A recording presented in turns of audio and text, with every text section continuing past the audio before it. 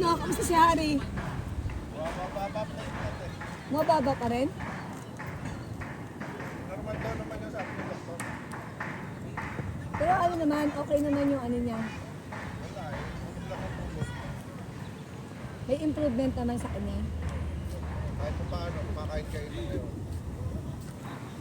Nakaraan talaga ayaw kumain. Tapos busog na siya na.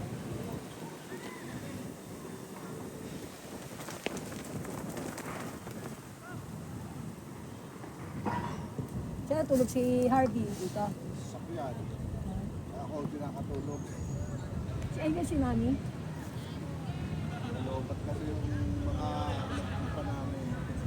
Hindi mo mabuksan yung bintana. Umuulan. Dahil biglang nasasakyan ng buka. Hapon nga si Daddy Rex sabi niya, ano naman tulog si Harvey. Sabi niya na ayaw nga na siguro hindi sanay din talaga si ano. Sabi ko nga ay nasa amin, patabi ko yan sa mga dalaga ko eh. Patabi nga doon sa mga dalaga ko, aba? Kaya nga po. Bagay kasi pag di ka naman sanay, hindi ka rin makakatulog eh. Uwi na raw sila eh. Yun nga, dito nagsabi ko train, anantay na namin, aantayin ko na yung panganay ko. Kasi wala pa sa kapro pa, uwi na raw sila.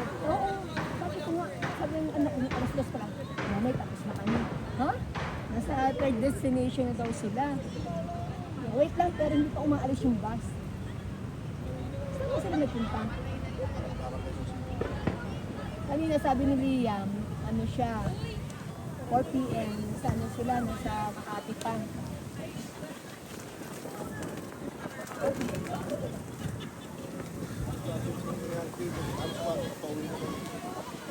Alas 5, Makati sila.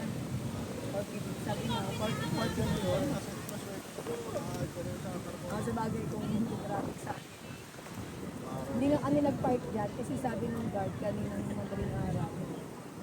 Traffic ka mamaya, baka maipit kami. Kanina nga naiinit ako sa anak ko. Alauna gusto kami pumunta. Tapos, sir pa, parang 2:30 kami sa bahay. Alas 3, nandiyan na siya. Tapos, natulog din kong estopet. Sabi niya, nanay, gusto ko sa una, parang nakapili daw siya ng upuan. Yung pala, gusto niya piliin sa likod. Nakalikod talaga. Ang daming hindi na iyan ng bakante. Yan yung sabi ng tatay. Sabi ng anak niya, diyan daw siya komportable sa likod. Wow. Kaya pala gusto niya. Bumili ako ng sa McDo, mga alas 2.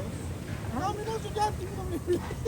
Sabi ko, mga bata, hindi ko natulog. Bakit nga? Kasi pagdating namin, madami na rin.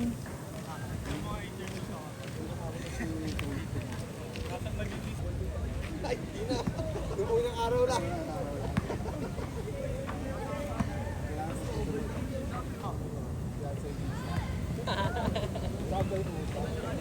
Sa ano po, Turkey po.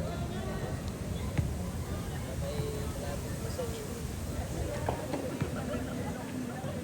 So, nakaiwan ko din po yung talak. Parang hindi na po. Yung kay Ma'am Sheila po, napapirma ko po. Kasi sabi ko, wala po